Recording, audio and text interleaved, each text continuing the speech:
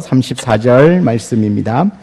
고린도전서 11장 23절에서 34절. 우리 말씀을 다 같이 합독하도록 하겠습니다. 신약성경 276쪽입니다. 23절에서 34절까지.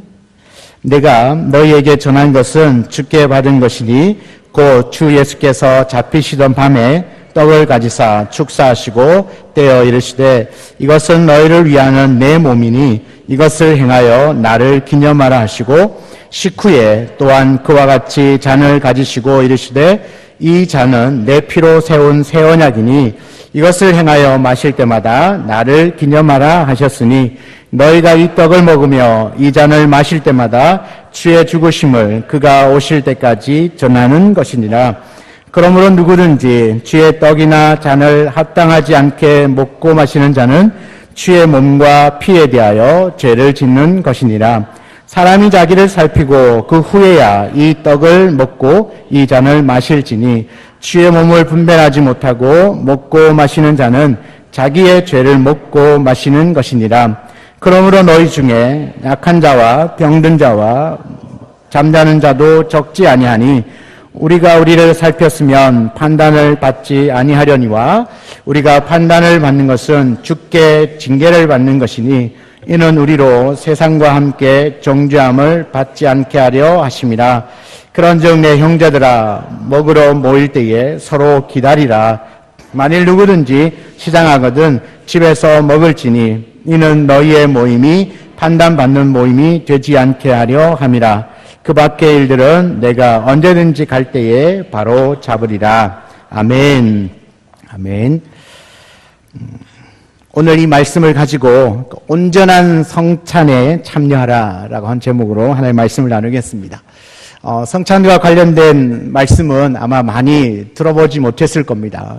그냥 성찬식만 참여했을 뿐인데 우리가 오늘 이 시간에 우리 성찬이 어떤 건지, 하나님께서 성만찬을 제정하신 이유가 무엇이고 우리가 어떻게 그 성찬을 준비해야 될 것인지에 대해서 우리 하나님의 말씀을 통하여서 또 알아가고 또 은혜 받는 귀한 시간이 되기를 원합니다.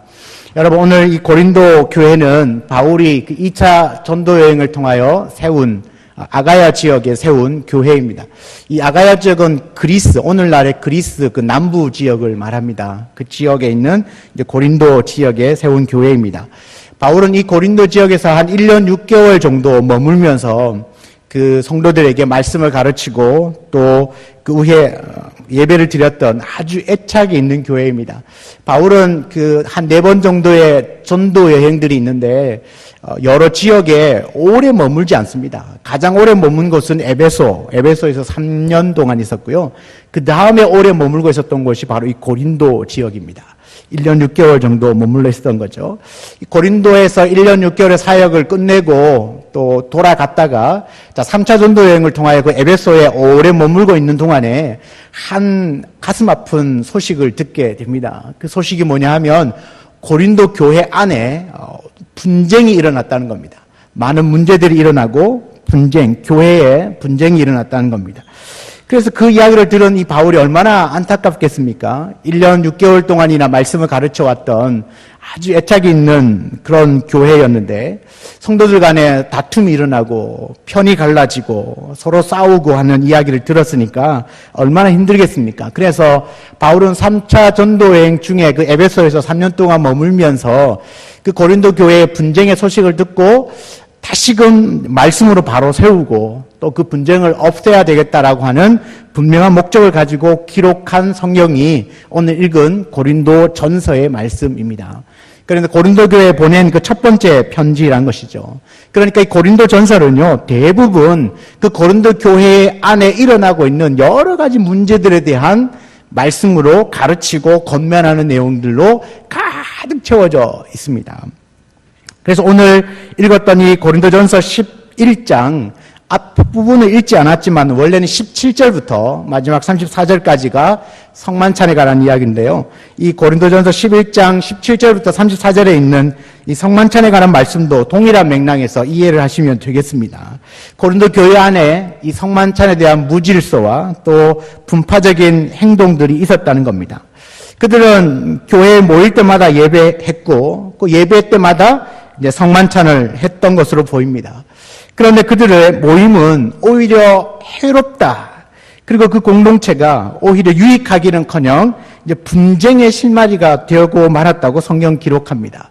오늘 17절과 18절 말씀을 보면요. 내가 명하는 이 일에 너희를 칭찬하지 아니하나니 이는 너희의 모임이 유익이 못되고 도리어 해로움이라. 먼저 너희가 교회에 모일 때에 너희 중에 분쟁이 있다 함을 듣고라고 말해요. 여러분 여기서 이제 분쟁이란 말은 고린도전서 1장 10절에 이미 사용을 했는데요. 그러니까 나누어졌다는 거죠. 찢어졌다라는 뜻을 가지고 있습니다. 찢어졌다. 여러분 예배 중에 가장 거룩한 순서 중에 하나였던 이 성만찬이 지금 찢어지는 겁니다. 찢어지는 도구로 쓰였다는 거죠. 여러분 예수 그리스도는 우리의 화목을 위하여 십자가에 죽으셨습니다. 성도들의 예배와 교제 모임 안에도 이 그리스도 안에서 화목하고 하나 되기 위하여 그 모임을 가지는 겁니다. 그런데 아이러니하게도 고린도 교회는 모여서 가장 거룩하고 하나 되어야 하는 그 성만찬을 통하여 오히려 찢어지고 분쟁하는 그런 실마리가 제공되어지는 것이 성만찬이었다는 겁니다.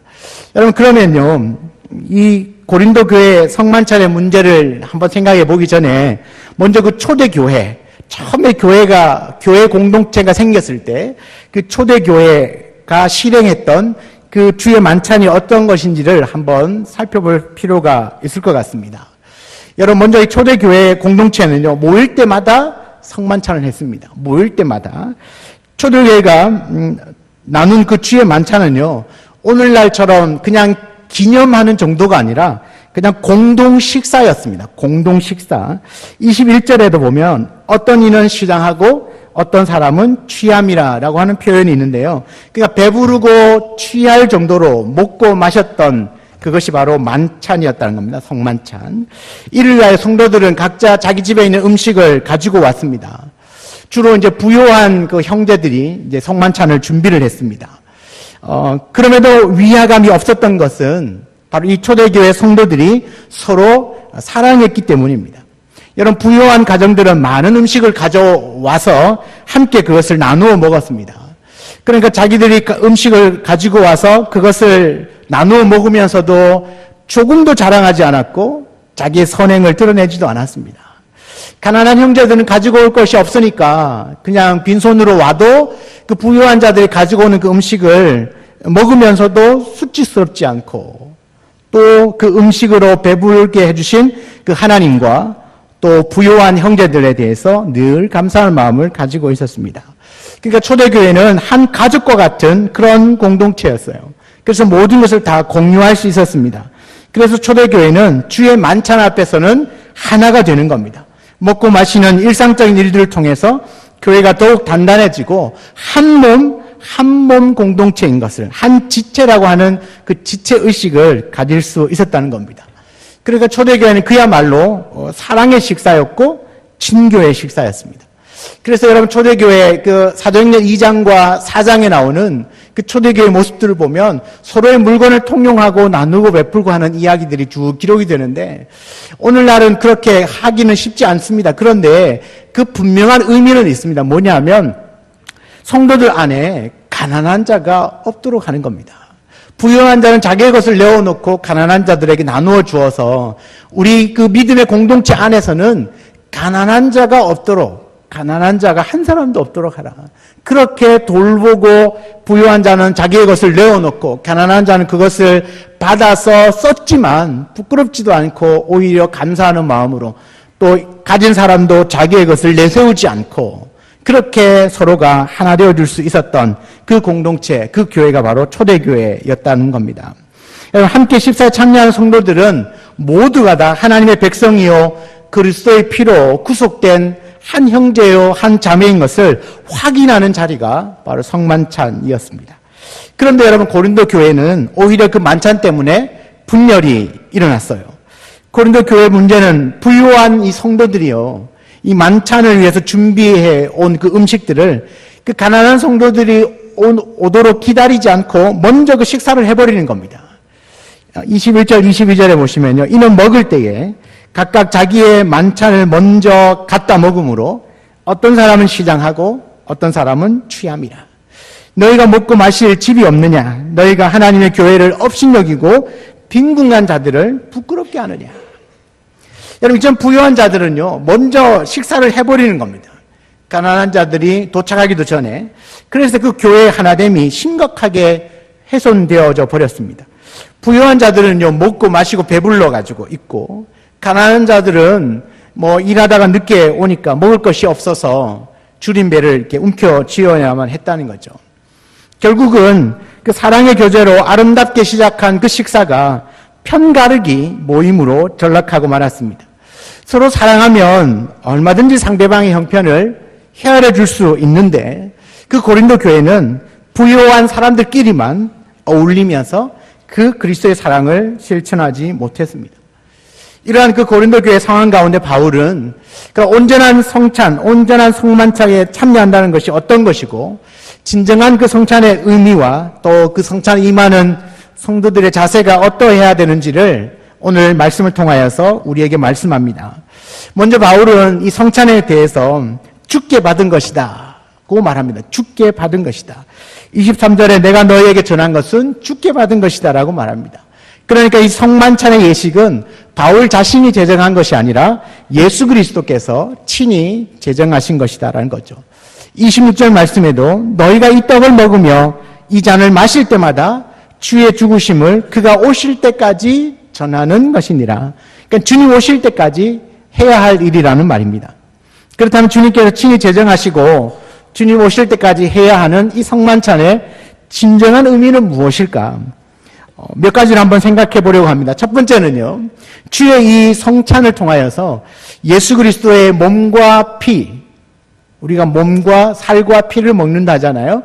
그 예수님의 몸과 그 피는요, 바로 십자가에서 우리를 위하여 죽으신 그 예수님의 죽음이 바로 대속적 죽음이라는 사실을 깨닫게 해주는 겁니다. 내가 죽어야 하는데 예수님이 대신 죽으신 대속적 죽음이다. 그것을 깨닫게 해주는 것이 성찬이라는 겁니다. 여러분, 가톨릭에서는, 그러니까 우리나라에는 천주교회죠. 천주교에서는 그 성만찬을 할 때 떡과 잔을 들고 축복 기도할 때 실제로 그 떡이 살이 되고 포도주가 피가 된다고 여겼습니다. 화채설이라고 하는데요. 실제로 예수님의 살과 떡을 먹는 것이다라고 말해요. 그런데 오늘 성경 25절에 보면요. 이 잔은 내 피로 세운 뭐라고 말씀하시죠? 새 언약이다. 이 피는 새 언약이다. 이 잔은 내 피로 세운 새 언약이다. 여러분, 구약시대 때는 짐승을 죽여서 그 피를 가지고 하나님의 백성들의 죄를 이제 사함을 받았습니다. 이제는 하나님의 아들이신 예수께서 친히 그 십자가에 죽으심으로 그 십자가에 흘린 그 피가 바로 많은 사람의 죄를 사한다는 것이죠. 이것이 바로 피로 세운 새 언약입니다. 피로 세운 새 언약은 이제 구약의 동물의 피가 아닌 예수 그리스도의 보혈로 우리가 정결케 됨을 의미합니다. 그리고 우리가 성만찬을 통하여서 떡과 잔을 먹으면서 기억해야 되는데 이게 무슨 말입니까? 나는 예수 그리스도의 십자가에 죽으신 그 보혈로 말미암아 내가 지은 죄로 죽어야 하는데 그 보혈로 나를 정결케 씻어주셨다. 그래서 그 잔이 내게 주시는 새 언약이 되는 겁니다. 그래서 더 이상 동물의 피가 필요 없어요. 제사 드릴 때 어린 양이나 소나 비둘기나 소재가 필요가 없어졌다는 거죠. 이제는 어린 양 대신 예수 그리스도의 그 피만 있으면 충분하다는 이야기입니다. 그것을 우리가 인식하고 기억해내는 것이 성만찬입니다. 그래서 우리가 잔을 마실 때마다 떡을 먹을 때마다 나를 위하여 죽으신 그 예수 그리스도의 대속적 죽음을 꼭 기억할 수 있기를 바랍니다. 내가 왜 이렇게 죄사함 받고 하나님의 큰 구원의 은총을 누릴 수 있느냐? 나의 어떤 행위가 아니라 바로 예수 그리스도의 십자가의 그 죽으심으로 말미암아 죄사함 받고 하나님의 자녀가 되었다는 것이죠. 그 피와 그 살과 그 피가 없이는 우리는 도저히 구원받을 수 없는 존재였어요. 그래서 바로 이 예수님의 그 죽으심이 우리에게 얼마나 큰 의미가 있는지를 우리가 다 알고 계실 겁니다. 그래서 우리가 이 성찬에 참여할 때는 꼭 기억하셔야 되는 건 나를 위하여 십자가 달려 돌아가신 예수 그리스도의 그 대속적 죽음, 그 새 언약을 기억하실 수 있기를 바랍니다. 두 번째는요, 이 주의 성찬은 자신의 몸을 버려서 사람들을 구속하신 그 그리스도와 교제케 하기 위함이고, 또 그를 믿는 자들이 한 몸이 되었음을 확인하는 것입니다.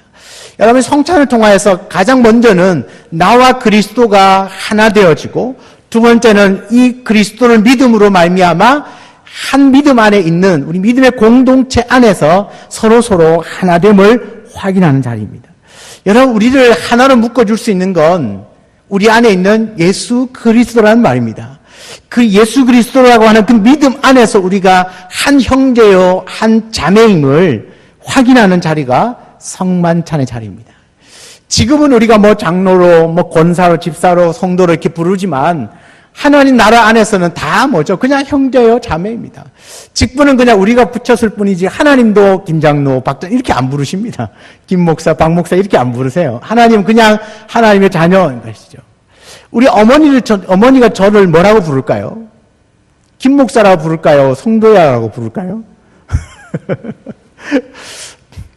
어머니 그냥 성도야 부르는 거죠. 왜요? 아들이니까.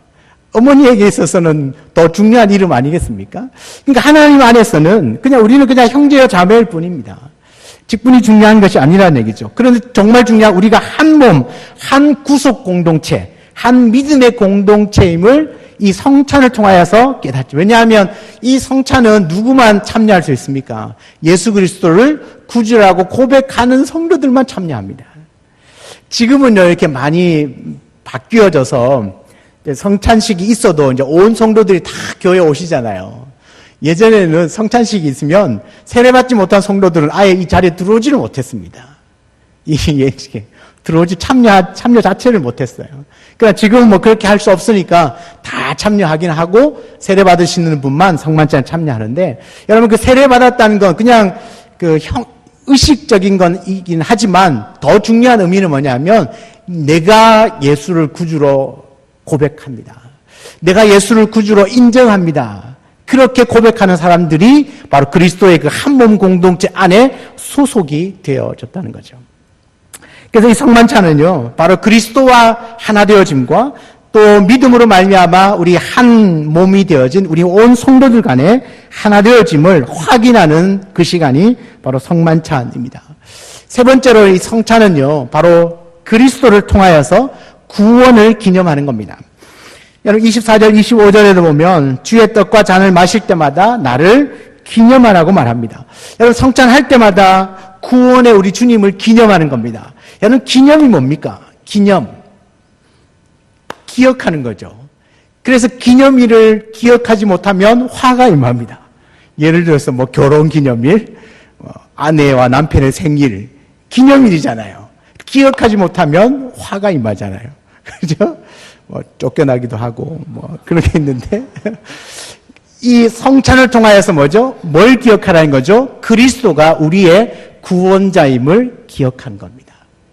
이 성찬을 통하여서 그냥 오늘 포도주 너무 진하게 담궈졌네 이런 게 아니라 빵이 와 이래 크노 이런 걸 보는 게 아니라 이걸 먹고 마시면서 뭐 하라는 거죠? 그래, 날 위하여 그 예수 그리스도께서 이제 십자가에서 죽으셨는데 그걸 믿음으로 말미암아 내가 구원을 받았지. 나의 구원자가 그리스도지, 예수 그리스도지라고 하는 것을 기억해내는 겁니다. 성찬을 통하여서 구원하여 주신 구원의 그 주님을 기억해낼 때 참된 성찬의 의미가 있습니다. 그냥 뭐 교회가 행하는 거니까 참여해야지 그 정도가 아니라는 겁니다. 우리가 늘 마음에는 두고 있지만 참 잊어버리기 쉽습니다. 다 알고 있는데도 잊어버리기 쉽고 이제 그냥 너무 많이 들어서 잘 생각나지 않고 그냥 의식적으로 그냥 행하는 일들이 많이 있는데 이럴 때마다 다시 한번 상기하는 거죠. 그렇지. 나의 구주는 예수 그리스도야. 계속 반복적으로 계속해서 주님 오실 때까지 성찬을 거행할 때마다만 기억해도요, 늘 우리 자신이 주님 앞에 구원받은 하나님의 백성으로 살아가기에 충분할 줄 믿습니다. 네 번째는요, 주의 성찬은 그리스도의 그 죽음을 오실 때까지, 그분이 다시 오실 때까지 전파하는 수단이 됩니다. 여러분, 교회는 하나님 말씀을 전파해야 되는 사명이 있습니다. 주의 말씀을 전파해야 되는 사명이 있고 그 말씀과 함께 동시에 예수 그리스도를 전파해야 되는 사명이 있어요. 교회가 이것 안 하면 교회로서의 사명을 감당하지 못하는 거거든요. 교회는 반드시 말씀이 선포되어져야 하고 그 말씀과 동시에 예수 그리스도가 같이 선포되어져야 합니다. 그런데 오늘 성경 26절에 보면 주의 그 만찬을 통하여서 그리스도의 십자가를 전파할 수 있다. 전해야 한다라고 말합니다. 전해야 한다. 그러니까 우리가 이 성찬에 참여할 때마다 어떻게 해요? 내가 이 그리스도를 전해야 되겠다라고 하는 마음을, 그 믿음을 가져야 한다는 말입니다. 여러분, 주님 오실 때까지 이 그리스도의 죽음을 전파하는 그 은혜의 수단이 바로 이 성찬이 되어야 한다는 것이죠. 여러분, 이와 같이 이 바울은요, 이 성찬의 진정한 의미를 우리에게 가르쳐 주셨습니다. 여러분, 성찬이 무엇입니까? 성찬을 통하여서 그 대속의 죽음, 그리스도의 십자가의 죽으심이 바로 나를 위하여 죽으신 그 대속의 죽음이라는 사실을 내가 깨닫고, 그리고 그리스도와 하나 되어지고 우리 믿음에 함께 예수를 구주라고 고백하는 믿음의 공동체가 서로 하나임을 확인하고, 또 그리스도가 주님이시라고, 예수님이 그리스도라고 그렇게 믿는 믿음을 다시 한번 고백하고, 그리고 주님 오실 그날까지 이 예수 그리스도를 전해야 되겠다라고 하는 마음을 분명하게 가지는 것, 이것이 성찬을 통하여서 우리에게 주시는 분명한 의미입니다. 이제는 그러면요, 이 성찬에 임하는 우리 성도들의 바른 자세는 무엇일까? 그렇다면 이런 의미를 갖고 있는 성찬식에 우리가 참여하기 위하여 어떤 자세가 필요할까? 오늘 성경에도 분명히 말합니다. 우리 27절 말씀인데 이 말씀을 같이 한번 읽어보겠습니다. 27절입니다. 시작.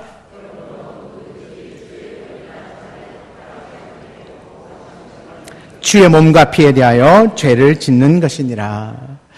누구든지 주의 떡이나 잔을 합당하지 않게 먹고 마시는 자는 주의 몸과 피에 대하여 죄를 짓는 것이니라. 여러분, 고린도 교회의 상황을 두고 볼 때에 이 말씀에서 하는 합당하지 않게 먹고 마시는 것은 무엇이겠습니까? 바로 고린도 교회 성도들, 특별히 부요한 성도들이 주의 만찬에서 가난한 성도들을 돌아보지 않고 차별하고 오히려 그들을 부끄럽게 하여서 그리스도 안에서 그 하나됨을 이루지 못하게 한 그 행동입니다. 그 행동. 결국은 그와 같은 행동은 그리스도께 죄를 짓는 것이다라고 말씀하죠. 그러면 합당하지 않게 먹고 마시면 그의 몸과 피에 대해 죄를 짓는 것이라면 반대로 합당하게 행하는 것이 무엇일까? 합당하게 먹고 마시기 위해서 먼저는요, 우리 28절입니다. 28절, 사람이 자기를 살피고 그 후에야 이 떡을 먹고 이 잔을 마실지니.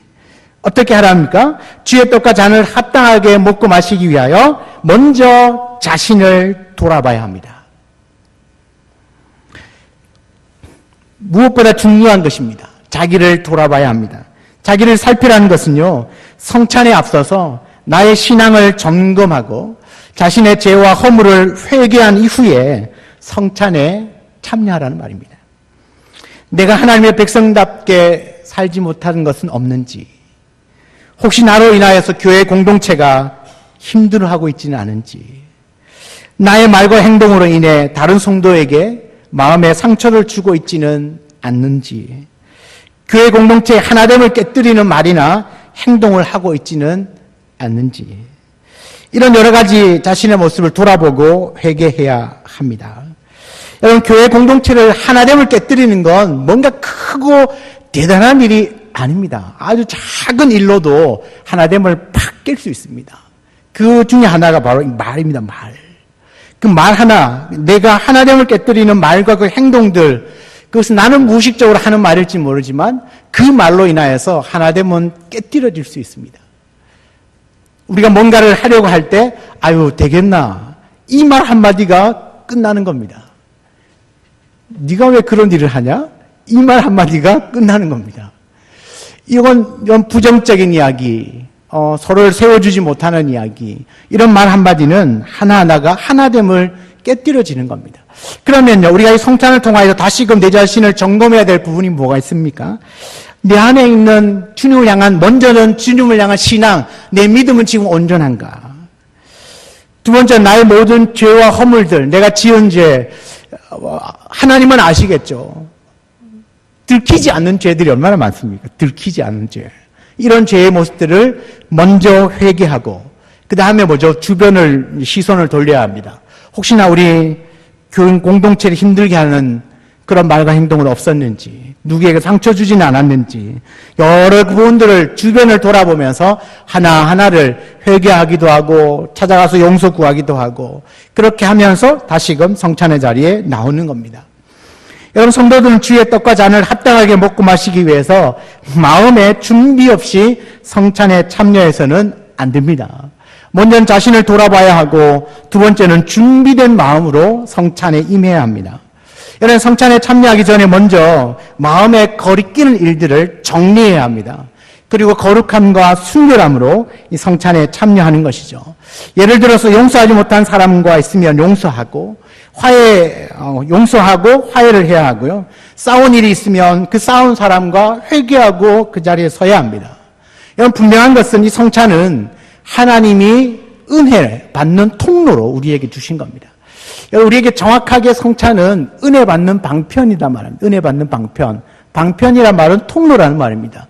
은혜를 받아야 하는데 우리 앞에 거리끼는 것이나 막힌 것이 있으면 은혜가 흘러 들어올 수가 없습니다.